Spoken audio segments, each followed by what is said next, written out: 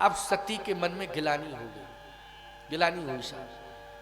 भगवान शिव आंख बंद करके बैठ गए, अब मुझे देखना भी नहीं है। आंख बंद करके बैठ गए भगवान शिव, अब मुझे देखना ही नहीं है। अब सती बहुत परेशान, भगवान को लीला का विस्तार करना था। उसी समय उनके पिताश्री ने यज्ञ का आयोजन किया। ये भगवान की इच्छा से ही सब हुआ। दक्ष प्रजापति ने यज्ञ की घोषणा कर दी, यज्ञ का आयोजन हुआ, उसमें सबको बुलाया, लेकिन शंकर जी को नहीं बुलाया। क्यों? वो भी चतुर्बुद्धि का है। चतुर्बुद्धि में दक्ष मानी क्या होता है? चतुर। तो आपको हमारा चतुर्बुद्धि खराब होती? देखो चतुर तो हो, लेकिन चालाक चतुर मत हो। समझ रहे हैं? चालाक चतुर अच्छा नहीं होता है, चतुर अच्छा होता है। लेकिन चतुरता में चालाकी आ जाए तो ये अच्छी बात नहीं। मैं एक बात कहता हूं, शिवजी दामाद हैं तो दामाद का सम्मान करना चाहिए कि अपमान करना चाहिए? सम्मान करना चाहिए। अच्छा, यज्ञ में जब विशेष रूप से भगवान शिव का एक स्थान होता है, विशेष स्थान होता है यज्ञ में, तो बोलो वो स्थान देना चाहिए कि नहीं देना चाहिए? तू कैसा विद्वान है, कैसा यज्ञ कर रहा है कि जिसका यज्ञ में विशेष स्थान है, जब उसको स्थान ही नहीं दे रहा है तो तू कैसा यज्ञ कर रहा है? कैसा चतुर है तू? चालाक है। क्या है? चालाक है। भगवान ने कहा तेरी चालाकी अब मैं ठीक कर दूंगा। तू कितना बड़ा चालाक है, अब तेरी चालाकी में निपटा दूंगा, ठीक कर दूंगा। और यही हुआ कि उर प्रेरक रघुवंश विभूषण सबको बुलाया दक्ष प्रजापति ने, लेकिन शिव जी को नहीं बुलाया। अच्छा, बेटी को भी नहीं बुलाया, सती को भी नहीं बुलाया। लेकिन भगवान शंकर ने ही कहा देखो ऐसा है, नहीं बुलाया तो तुम चली जाओ। अच्छा बोलो किसने भेजा? जल्दी बोलो, भेजा किसने सती को? सती तो कह रही थी मैं कैसे जाऊं, मुझे बुलाया नहीं गया। कहे सब जा रहे हैं, सती फ्री के सब जा रहे हैं, कहे जा रहे हैं तो तुम भी चली जाओ, पिता के घर में है। पिता के घर में सम्मान पाने की इच्छा नहीं रखना चाहिए, इसलिए चली जाओ। क्योंकि पिता के घर में सम्मान पाने की इच्छा, अपने आप ही सम्मान मिलता, पिता की यहाँ इच्छा नहीं रखनी चाहिए। लेकिन ये भावना ही पिता की होती है कि पुत्री आई है तो उसे सम्मान, सहज भाव से ही सम्मान देता है, उसमें प्रयास की कोई आवश्यकता नहीं पड़ती है। अरे तुम्हें सम्मान नहीं दिया, निमंत्रण नहीं दिया, तुम जाओगी तो निश्चित है कि तुम पुत्री हो तो सम्मान मिलेगा ही मिलेगा, क्योंकि पुत्री हो। और विद्वान है पिता तुम्हारा, कोई मूर्ख थोड़ी है, सम्मान नहीं करेगा, जाओ,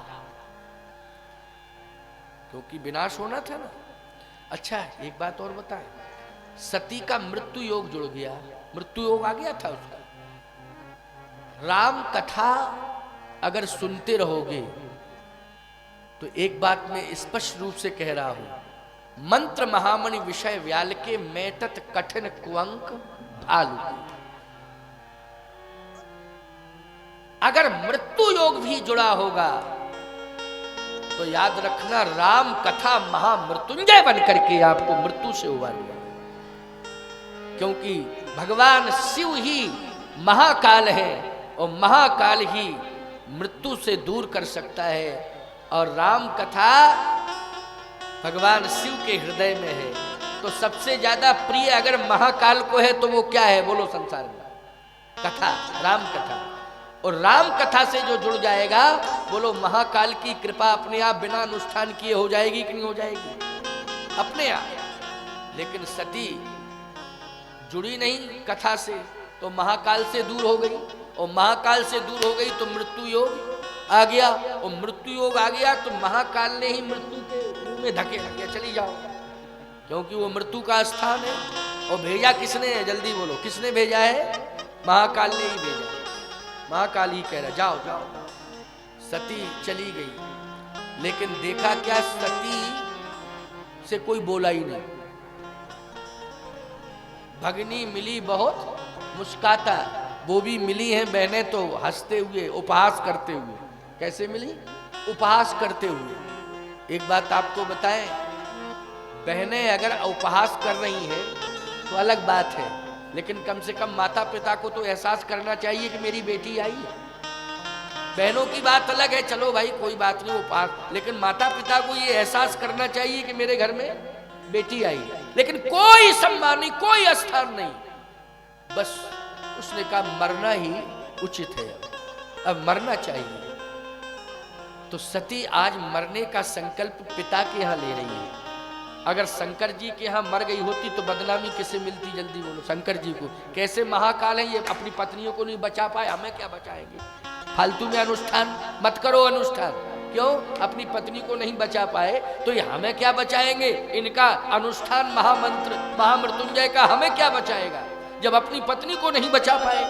क्यों भाई, यही विचार आता दुनिया के मन में कि नहीं। भगवान शंकर ने कहा यहां से दूर जाओ, तो अपने पिता के यहां मरो। एक और बात आपको बता, पति के घर में अगर पत्नी मर जाए तो फिर समझ लो सेंट्रल जेल की व्यवस्था हो जाती। क्यों भाई, चाहे जितना कोशिश करो बचने की, हाल केस दर्ज हो जाएगा कि नहीं। और पिता के यहां मरे तो कोई केस नहीं, तो क्या केस, कौन सी धारा बनती है, जल्दी बोलो। पिता के यहाँ अगर मरती है पुत्री तो बोलो भाई, कोई धारा बनती, कोई केस बनता है, कुछ नहीं। अरे भैया पिता के यहाँ मरी, मौत आ गई थी सो मर गई। और पति के यहाँ मरी, मार डाला, मर थोड़ी रही थी, मार डाला। क्यों, यही भाव होता है कि नहीं। पति के यहाँ मरे तो मार डाला, और पिता के यहाँ मरे मौत ले गई, मौत आ गई थी तो मर गई जाके, मौत ले गई उसे। क्यों, भाव बदल जाता है कि नहीं, भाषा बदल जाती, भाव बदल जाता, विचार बदल जाता लोगों का, पता नहीं क्या क्या लोग सोचने लगते हैं। सती जाके मरी कहाँ, अपने पिता के यहाँ, भगवान शंकर के यहाँ नहीं। लेकिन कथा का इतना असर आया, मैंने कहा नहीं, नल के नीचे घड़ा सीधा है तो भरेगा, यदि उल्टा है तो शीतल होगा, भरेगा नहीं, वो क्या होगा, शीतल होगा, असर थोड़ा पड़ेगा निश्चित रूप से। वो थोड़ा सा असर आ गया। क्या असर आया, सती मरत हरिसन बर मांगा, जन्म जन्म शिव पद अनुरागा। जन्म जन्म शिव पद अनुरागा, जन्म जन्म शिव पद अनुरागा, जन्म जन्म शिव पद अनुरागा, जन्म जन्म शिव पद अनुरागा, जन्म जन्म पद शिव अनुरागा। सती मरत हरिशन बर मांगा, जन्म जन्म शिव पद अनुरागा। जन्म जन्मांतरों तक मेरा भगवान शिव के पादार बिंदों में प्रीति बनी रहे। हे यज्ञ भगवान, मुझे अब कुछ भी नहीं चाहिए, केवल जन्म जन्म शिव पद। इससे सिद्ध हुआ कि कथा ने उसे थोड़ा सा भगवान से जोड़ दिया। किससे जोड़ दिया, भगवान से जोड़ दिया। भगवान, पत्नी के जीवन का असली भगवान तो पति ही होता है ना। क्यों भाई, इसलिए उसका नाम क्या है, पति देवता सुतीय। पति देवता, पति को देवता माना जाता है। पत्नी भी कहती है क्या है, मेरा पति देवता है। ये रामायण की भाषा है, पति देवता। परिचय में यही कहती है, भारतीय सनातन संस्कृति में पली हुई नारी। ये कौन है साथ में, पति देव है। क्यों है, पति देव। यही शब्द, देव शब्द जुड़ जाता है, पति देव।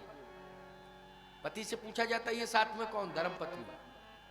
ये नहीं कहता पत्नी, आजकल ज्यादा बोले पत्नी पत्नी पत्नी पत्नी। पहले होती थी भाषा धर्म पत्नी, ये मेरी धर्म पत्नी। ये कौन है, ये पति देव है। आजकल पूछो ये कौन है, हस्बैंड। ये कौन है, भाई। पता नहीं क्या सीख गए ये भाषा, अरे मलेच्छों की भाषा। अपनी भारतीय भाषा से प्रभावित क्यों नहीं होते हो, है? याद रखना, हमारी भारतीय संस्कृति की जो भाषा है उसमें भाव भरा पड़ा है। क्या भरा पड़ा है, भाव। और ऐसा भाव भरा पड़ा है कि सनातन संस्कृति की भाषा से जो जुड़ जाएगा उसका स्वभाव श्री राम जैसा हो जाएगा प्यारे। ऐसा भाव छिपा हुआ है। इसलिए ऐसी भाषा जो हमारी सनातन संस्कृति की है वो बोला करो, उसमें बड़ा आनंद है, बड़ी मर्यादा है। क्यों? जैसे आप हमसे कहो, किसी कोई पूछे ये कौन है सामने हमारे लिए, तो भारतीय संस्कृति में परिचय दोगे संत है। कौन है ये? संत है। और पाश्चात्य शैली में अगर परिचय दोगे तो साइंट है। क्यों भाई, क्या कहोगे? सुनकर के ऐसा लगेगा कि लाठियां मारना शुरू कर दो। क्यों भाई? अरे संत शब्द कहोगे तो श्रद्धा उत्पन्न होगी कि नहीं होगी? तो हमारी भाषा का प्रयोग ज्यादा है। देखो, हर भाषा पर बोध होना चाहिए। हम ये नहीं कहते हैं कि अन्य भाषाओं, नहीं, सभी भाषाओं पर बोध हो, लेकिन समर्पण हमारी भाषा में होना चाहिए। समर्पण कहाँ होना चाहिए? जो हमारी शास्त्रीय मान्यताओं से संबद्ध भाषा है, उसी भाषा के प्रति हमारा समर्पण होना चाहिए। सम्मान सभी भाषाओं का करो। हम ये नहीं कहते कि नहीं, ये तो तुम्हारी बौद्धिक क्षमता है, ये तुम्हारी मेधा है कि तुम हर भाषा पर अधिकार किए हो, लेकिन समर्पण हमारी भाषा में होना चाहिए। हमारी मातृभाषा, हमारी राष्ट्रभाषा, हमारी शास्त्रीय मान्यताओं से अनुप्राणित जो भाषा है, उस भाषा के प्रति हमारा समर्पण होना चाहिए। इसलिए परिचय दो, ये मेरी माता है, ये मेरे पिता हैं, ये मेरे गुरु हैं, ये मेरे काका हैं, ये मेरे दादा हैं, ये मेरे चाचा हैं। क्या परिचय देते हो? आंटी, अंकल, हैं? बोलो, मम्मी, पापा। अरे पापा, पापा ही से परेशान हो फिर तो पाप का बाप है, फिर ये तो पापा डबल है। बोले पाप मानी पाप, और पापा पाप, पाप को बाप। क्यों भाई? देखो, कोई अन्यथा ना ले मेरी बात को कि आप अंग्रेजी भाषा का विरोध कर रहे हैं। अंग्रेजी भाषा का विरोध नहीं कर रहा हूं। भाषा सीखो, लेकिन कम से कम हमारी भाषा को समाप्त तो मत करो। कुचलने की क्या आवश्यकता है? इतनी सुंदर मातृ देवो भव, पितृ देवो भव, आचार्य देवो भव। बोलो भाई, मातृ देवो भव, पितृ देवो भव। आप माँ हैं, आप पिता हैं, माता पिता, गुरु, भगवान और अन्य संबंधी सब। इसलिए हमारी भाषा हमारे साथ हो, उसमें भाव छिपा हुआ है, उसी भाषा के प्रति हमारा समर्पण होना चाहिए। तो आज सती जी भगवान से यही मांग रही हैं कि मुझे शिव जैसा पति, शिव जैसा नहीं, शिव ही पति के रूप में प्राप्त हो। जैसा नहीं, सती मरत हरिशन बर मांगा, जन्म जन्म शिव पद अनुरागा। भगवान शिव ही मुझे पति के रूप में मिले। और दूसरा, चलो यज्ञ भगवान ने प्रार्थना स्वीकार कर ली, और वो सती अगले जन्म में क्या बनी? दूसरे जन्म में क्या बनी? पार्वती। अच्छा, पार्वती बन करके, भाई जब सती बन के पैदा हुई थी तो फिर दक्ष के यहां हुई थी पैदा, और पार्वती बन के पैदा हुई तो पिता बदल गया, पति नहीं बदला। लेकिन बदला कौन? पिता। पिता बदला। अरे ये क्यों नहीं कहा कि पति भी यही मिले और पिता भी यही मिले? ये कहा कि पिता ये न मिले, पति यही मिले, ये पिता ना मिले। क्यों? अगर इस पिता ने मुझे संस्कार दिए होते तो मेरी ये दुर्दशा नहीं होती। ये इसी के कारण जो है ये मेरी दुर्दशा हुई है। किसके कारण? ये पिता के कारण। ऐसा पिता मुझे नहीं चाहिए जो पिता भगवान से न जोड़ के अभिमान से जोड़े।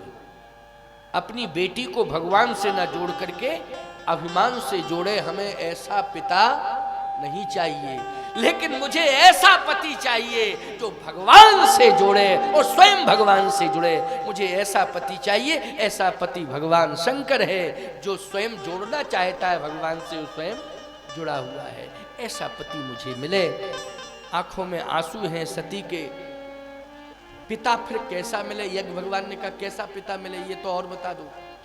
कहे चंचल बुद्धि वाला ना हो, फिर स्थिर बुद्धि वाला हो और शीतल स्वभाव वाला हो। बोलो ये लक्षण हिमालय में है कि नहीं? ये लक्षण किस में है? जल्दी बोलो। हिमालय में है ये लक्षण, हिमांचल में ये लक्षण है। हिमालय हिमांचल गंभीर है, अचल प्रतिष्ठित है, सम्मान अचल है कि नहीं, सम्मान स्थिर है, अचल है और शीतल है शीतल कि नहीं। भीषण गर्मी भी पड़ती है तो शीतलता लेने के लिए लोग कहां जाते हैं, हिमालय जाते हैं कि नहीं जाते हैं? ऐसा शीतल स्वभाव वाला होना चाहिए पिता, और ऐसा गंभीर स्थिर हिमालय जैसा पिता होना चाहिए। यज्ञ भगवान ने कहा चलो हिमालय ही तुम्हारे पिता बनेंगे, जैसा नहीं पति भी शिव, और जैसा हिमालय जैसा पिता नहीं, हिमालय ही पिता मिलेंगे। तो बोलो यज्ञ भगवान ने पूरा कर दिया कि नहीं। पिता कौन मिले, हिमांचल, और पति के रूप में कौन मिले, भगवान शंकर। सती जी को दोनों ही मिले, बस अंतर ये रहा कि पार्वती बनकर के प्रकट हुई। क्या बन के प्रकट हुई, पार्वती। श्रद्धा विश्वास रूपणो, श्रद्धा लेकर के पैदा हुई। क्या लेके पैदा हुई, श्रद्धा। और दक्ष के यहाँ संशय लेकर के पैदा हुई थी। क्या लेके, संशय लेके। और हिमालय के यहाँ, हिमांचल के यहाँ श्रद्धा लेकर के प्रकट हुई है। श्रद्धा लेकर के जब प्रकट हुई प्यारे, अभी अंतिम बात है, इसको सुन, अंतिम बात है। जैसे ही प्रकट हुई, इतनी श्रद्धा लेकर के प्रकट हुई कि जन्म से ही समाधिस्थ अवस्था में पहुंच गई। जन्म से ही क्या लग गई, समाधि। तपस्या करने लगी कि नहीं करने लगी। तपस्या करने की प्रेरणा किसी ने दी थी कि स्वयं ही जागृत हुई तपस्या करने की भावना, बोलो। क्योंकि श्रद्धा लेकर के प्रकट हुई थी, इसलिए माता पिता ने श्रद्धा प्रकट नहीं की, श्रद्धा तो लेकर के ही आई है। और जैसे ही श्रद्धा लेकर के आई तो याद रखना समाधि अवस्था में हो गई, तपस्या करने लगी। तपस्या ऐसी की तपस्या कि शरीर बिल्कुल दुबला पतला हो गया। अब शरीर में कुछ बचा ही नहीं साहब। तपस्या की तमाम विधि है, रामायण में वर्णन है, उतना समय नहीं है कि मैं उस विधि का वर्णन करूं। बेलपत्र आदि, कछुदिन भोजन बारी बताशा, बेलपात में हरी सुखाई आदि आदि चर्चाएं हैं वो। लेकिन सत्य तो यह है कि ऐसी तपस्या की कि शरीर बिल्कुल दुबला पतला हो गया, कृशकाय। आज लोग शरीर को संभालते हैं कि हमारा शरीर सुंदर हो, तंदुरुस्त हो, है? और विवाह के समय तो और सुधारा संभाला जाता है शरीर, क्यों भाई? और माता पिता भी विशेष ध्यान देते कि अब ये शादी इसकी होनी है, जरा इसको खिलाओ पिलाओ थोड़ा सा, कम से कम इतनी दुबली पतली कमजोर है, जरा कम से कम समाज के बीच में जावे तो देखने में तो ठीक लगे कि हाँ तंदुरुस्त है बेटी, तो खिलाने पिलाने का इंतजाम करते हैं। लेकिन बहुत प्रयास किया हिमांचल जी ने, मैना जी ने, कि पार्वती को कुछ पौष्टिक पदार्थ दिए जाएं, लेकिन स्वीकार नहीं किया। कुछ ग्रहण ही नहीं कर रही है, परेशान है हिमांचल जी। क्या होगा, होगा क्या? बेटी की ये दशा, ये तपस्या हो रही है कि दुर्दशा हो रही है? शरीर बिल्कुल सूख गया। तब तक नारद जी आ गए। कौन आ गए? नारद जी। जैसे ही नारद जी आए, नारायण नारायण नारायण। देखो जब भगवान को अपनी लीला का विस्तार करना होता है तो नारद जी को भेज देते हैं कि जाओ जरा मेंटेन करो थोड़ा, है ना। नारद जी आ गए, और जैसे ही नारद जी आए, नारायण नारायण। हिमांचल जी ने कहा बहुत अच्छा हुआ महाराज आप आ गए, बहुत अच्छा हुआ आप आ गए। ये बिना गुरु के तपस्या कर रही है बेटी। क्यों भाई? इस बिना गुरु के, अभी गुरु नहीं बनाया था। पार्वती जी ने गुरु किसे बनाया? नारद जी को। किसको बनाया? कहे महाराज अच्छा हुआ आप पधार गए। ये बिना गुरु के तपस्या कर रही थी, और बिना गुरु के तपस्या सफल नहीं होती है। और तपस्या इसलिए कर रही थी कि फलश्रुति में भगवान शिव मिले। क्यों भाई? और बिना गुरु के तपस्या फलित होती नहीं है। तो जिसको प्राप्त करने, किसी की भी फलश्रुति, कोई फलश्रुति पाने के लिए अगर ये तपस्या कर रही है तो बिना गुरु के वो फलश्रुति मिलती नहीं है। इसलिए आप मंत्र दे दीजिए, कम से कम इसकी तपस्या सफल हो जाए। आप कृपा करके इसे मंत्र दे दीजिए। नारद जी ने कहा अच्छा। ये भेजा किसने था नारद जी को? भगवान ने ही भेजा था। नारद जी आए साहब, पार्वती को शिष्या के रूप में स्वीकार किया, स्वयं गुरु बन गए, मंत्र दिया। अब जब गुरु बन गए, मंत्र दिया, तो हिमांचल जी ने कहा महाराज आप बहुत अच्छे आए और गुरु के रूप में आए, लेकिन आप ये तो देखो इसके भाग्य में विवाह है कि नहीं, इसके भाग्य में विवाह है कि नहीं, कि ये ऐसी तपस्या करती रहेगी जिंदगी भर की, विवाह भी होगा। देखो बेटी को कुंवारा नहीं रखना चाहिए घर में, समय आने पर उसका हाथ पीला कर देना चाहिए, विवाह करना चाहिए, धर्म कहता है। क्या कहता है? धर्म कहता है, क्योंकि ये विधि का विधान है। और यदि कोई बेटी विधि के विधान को चुनौती दे रही है, विवाह नहीं कर रही है, तो ये उसका हठ धर्म है। क्या है ये? हठ धर्म है। समझ लेना इस बात को, जिसको भीष्म प्रतिज्ञा नहीं कहते हैं। भीष्म के सामने भी तो विवाह की प्रक्रिया प्रारंभ हुई थी, लेकिन प्रतिज्ञा की मैं विवाह करूंगा ही नहीं, ये है हठ धर्म। ये क्या है? हठ धर्म है। बेटी का समय से विवाह करना चाहिए, उसका समय से हाथ पीला करके आप उसको जहां उसका प्रारब्ध है, जहां विधि का विधान है, वहां उसे अवश्य ही भेजना चाहिए, ये धर्म कहता है। हिमांचल जी को इस बात की चिंता है कि मेरे घर में बेटी का जन्म हुआ, ये मेरा सौभाग्य है, लेकिन दुर्भाग्य ये है कि मैं इसका विवाह नहीं कर पा रहा हूं, क्योंकि ये विवाह को स्वीकार नहीं कर रही है। अब महाराज देखो कि विवाह योग है कि नहीं, वैवाहिक योग है कि नहीं। नारद जी ने कहा देखता हूं। भेजा भगवान ने था, ये विधि का विधान है। जैसे ही देखा बोले है विवाह का योग है। हिमांचल जी खुश हो गए, महाराज है? हाँ। तो आप ये बताएं कि कहां पर है योग, किस दिशा में है योग, हम कहां जाएं? अभी तो समझ में नहीं आ रहा था। कहे सुनो, इतने लक्षण जिसमें पाए जाएं बस वही इसका पति होगा। अब तलाश करो कितने लक्षण। कहे जोगी जटिल अकाम नगन अमंगल भेष, अस स्वामी यही कह मिले, परिहस्त यस रेख। इतने लक्षण जिसमें जोगी जटिल अकाम नगन अमंगल भेष। हिमांचल जी रोने लगे, महाराज कहां खोजे ऐसा, कहां खोजे, हमारी समझ में तो नहीं आ रहा है ऐसा पति कौन। कहे तुम्हारे दिमाग में है। हिमांचल जी बोले हमारे दिमाग में तो केवल ऐसे शंकर जी हैं और कोई दूसरा। ये लक्षण सब शंकर जी में पाए जाते हैं, इसके अलावा जोगी जटिल अकाम नगन अमंगल भेष। बोले ये लक्षण केवल शिव में है, लेकिन वो तो समाधि पे बैठे हैं, और जो समाधि पे बैठा हो ईमानदारी से बताओ, उससे जाके कोई कहेगा है? कहेगा क्या? कोई महात्मा आंख बंद करके तपस्या कर रहा हो और कोई संसार का व्यक्ति पांव पकड़ के कहे महाराज आंखें खोलो बिटिया बैठी विवाह के लिए, वो आप ही को देखने हम आए, तो बोलो वो कमंडल फेंक के मारेगा कि भाई फालतू की बात करता है, यहाँ चला आया, मेरी तपस्या में व्यवधान बन गया, बाधक बन गया, आ गया। डांट के भगाएगा साधु। बोलो भगाएगा कि नहीं? शंकर जी साधु है, परम साधु है, तपस्या कर रहे हैं। हिमांचल जी बोले कौन जावे कहने महाराज। और सबसे बड़ी बात है क्रोध आ गया और तीसरा नेत्र खोल दिया तो जल के ही भस्म हो जाएंगे। बड़ी विडंबना है। इसलिए आप ही से प्रार्थना है कि आप ही गुरु हो, आप ही माता पिता हो, आप ही तलाशो और आप ही प्रार्थना करो। तो बोलो भाई ये श्री पार्वती जी का विवाह किसकी मध्यस्थता में हुआ? भगवान शंकर को अगर संतुष्ट किया है और जाके जो है भगवान से विष्णु से नारायण से कहा है और जाके नारायण ने भगवान शिव से कहा है, तो इसमें अहम भूमिका है नारद जी की।